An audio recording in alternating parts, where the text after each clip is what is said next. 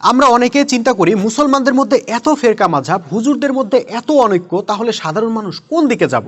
ভাই, এই প্রশ্নের উত্তর আল্লাহ রসুল 1400 বছর আগে দিয়ে গেছেন।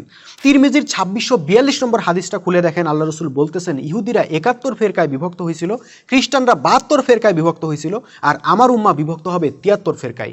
এর মধ্যে সবাই জাহান্নামে যাবে, শুধুমাত্র একটা দল জান্নাতে যাবে। সাহাবীরা জিজ্ঞেস করলেন, ইয়া রাসূলুল্লাহ, সেই একমাত্র জান্নাতি দল কোনটা? আল্লাহ রসুল বললেন, যার উপর আমি ও আমার সাহাবীগণ প্রতিষ্ঠিত আছি।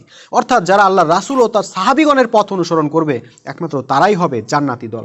এখন প্রশ্ন হইল, আল্লাহ রসুল ও সাহাবীরা কিসের উপর প্রতিষ্ঠিত ছিলেন? ভাই, যে কোনো ইতিহাসের বই খুলে দেখেন, সব বইতেই আপনি পাবেন রাসূল সাল্লাল্লাহু আলাইহি ওয়াসাল্লাম ও সাহাবীরা ছিলেন জামাতবদ্ধ। তাদের ইমাম বা নেতা ছিলেন একজন, তাদের জীবন বিধান ছিল আল কোরআন, তাদের লক্ষ্য উদ্দেশ্য ছিল আল্লাহর জমিনে আল্লাহর হুকুম বিধান প্রতিষ্ঠা করা, আর সেই লক্ষ্য অর্জনের প্রক্রিয়া ছিল জেহাদ ও কেতাল। ভাই, তাদের ওই পথ সুফি দরবেশ তৈরির পথ ছিল না, তাদের ওই পথ মুফতি মাওলানা তৈরির পথও ছিল না, ওই পথ ছিল মর্দে মুজাহিদ তৈরির পথ।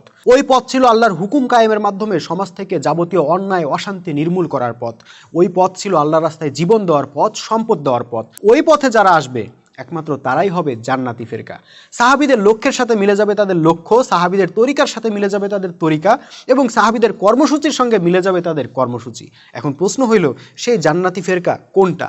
কমেন্টে আপনার মতামত জানাতে ভুলবেন না।